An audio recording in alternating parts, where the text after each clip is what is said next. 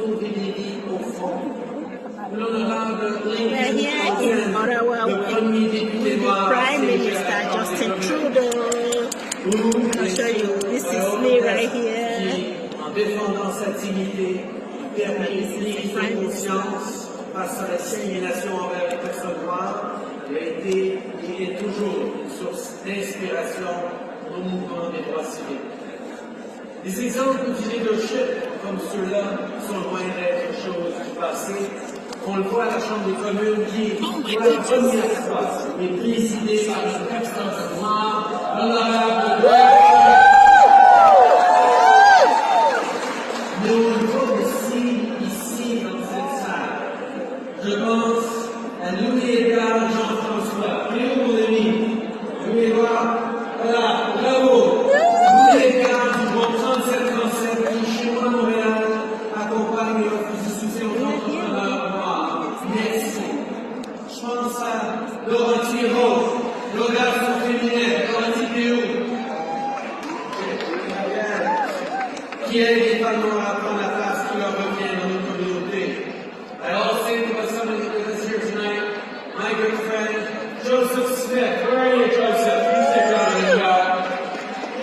the Joseph from Generation Chosen, which helps Black youth overcome mental health challenges, reach their full potential, take a leadership role within the community and within Canadian politics. Russell Gross, you here tonight, Russell? Russell's here over there. I saw him earlier. From the Black Cultural Center for Nova Scotia, a space for Black culture to shine and for all Nova Scotians to discover its richness and its depth in our history. Jan Lehman, the founder of Black Canadian Women in Action, which empowers Black women through education, community building, and advocacy. And last, but maybe most, our dear and honorable Dr. Jean Augustine, who is the first Black woman to be elected to the House of Commons and to become minister. You here in this room, you know of all the incredible achievements and hardships of Black Canadians in our history. But unfortunately, that's still not the case for most Canadians. Many of us have long believed in an incomplete version of our history. That's why we need your voices, your advice, your ideas, to keep our leaders accountable, to make sure everyone's idea of Canada includes all Canadians. Because to build a better future for all Canadians, we must learn from our history. We must recognize historical and ongoing discrimination. For years, the Canadian government itself was a source of discrimination. Canadian authorities spread disinformation intended to discourage Black immigration. Railway companies made Black immigrants pay the full fare instead of the reduced rate they were entitled to as settlers, and there were even attempts to outright ban their immigration. Attempts thankfully failed. I'm talking about history. You in this room know that discrimination is unfortunately all too often still a lived reality in our country. So I'm glad to see more and more Canadians become aware of that, aware of anti-Black racism, of systemic discrimination, of unconscious bias. Thanks to all your work here in this room, and thank the recent movements like Black Lives Matter. See, I deeply love Canada, but love requires honesty. If you love someone, you tell them when they mess up, because you know they can do better and they can be better. Once we recognize that Canada has played a role in discrimination, we must also recognize that Canada, therefore, has a duty to right historical wrongs and fight ongoing discrimination. See, our government has always taken that responsibility seriously, we've taken action. But that wouldn't have been possible without all of you. It's by relying on your knowledge and your expertise that we developed Canada's first Black justice strategy to tackle racism and discrimination within our justice system. C'est maintenant à votre écoute, à l'écoute de ceux qui connaissent les vrais besoins sur le terrain, qu'on a bâti de fond, la santé mentale des communautés noires, qui s'attaque aux inégalités de l'accès aux soins de santé mentale. C'est en travaillant de près avec les entrepreneurs et les organisations issues des communautés noires qu'on a mis en place le programme pour l'entrepreneuriat des communautés noires, l'initiative Accueillir les communautés noires au Canada et le fonds de dotation philanthropique dirigé par les Noirs. C'est des programmes qui appuient des organismes, des initiatives et des entreprises dirigées par les communautés noires pour les aider à surmonter les obstacles à leur succès et s'assurer que les voix des personnes noires sont entendues quand on développe des programmes, des politiques publiques. Vous avez rendu ça possible grâce à votre ouverture, en invitant mes collègues et moi dans vos entreprises, vos organisations, vos maisons, pour échanger, pour partager vos réalités.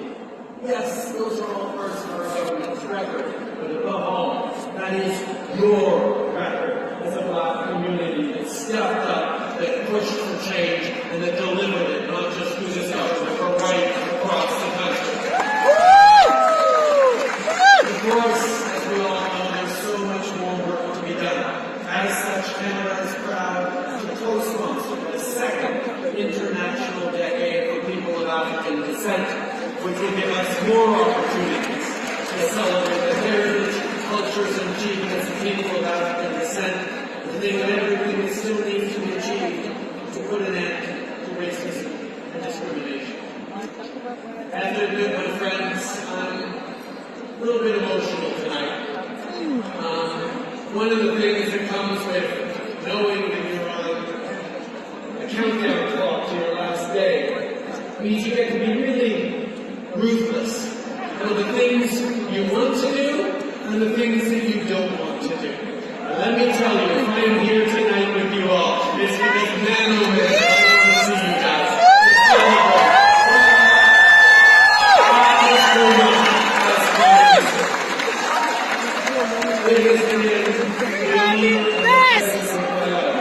To work alongside you, to be there with you, to learn from you, to grow with you, and to count especially on incredible Black MPs and Black members of staff and team who have been incredible in the embraces of this community from coast to coast to coast, lifting you up and making sure this government did better.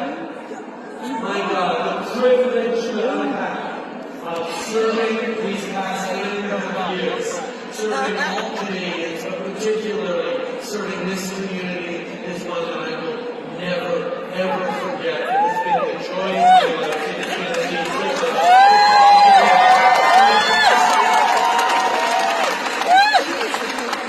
And to recognize that there is still so much work for you all to do. And I'm going to be on the beach somewhere, right?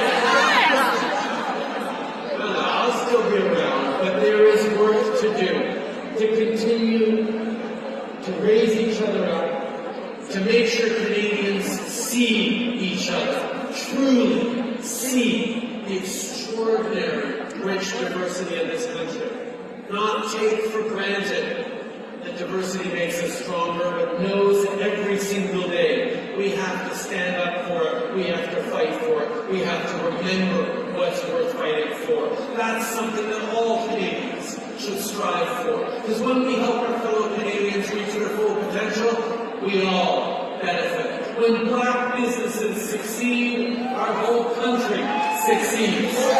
When Black organizations succeed, our communities become stronger. When we empower Black youth, our future becomes brighter for everyone.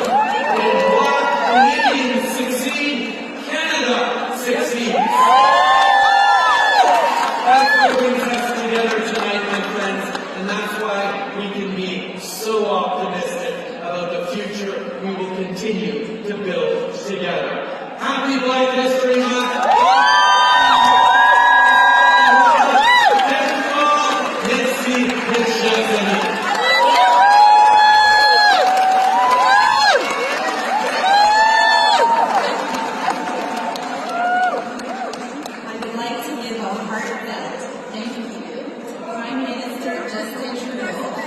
Inspiring work.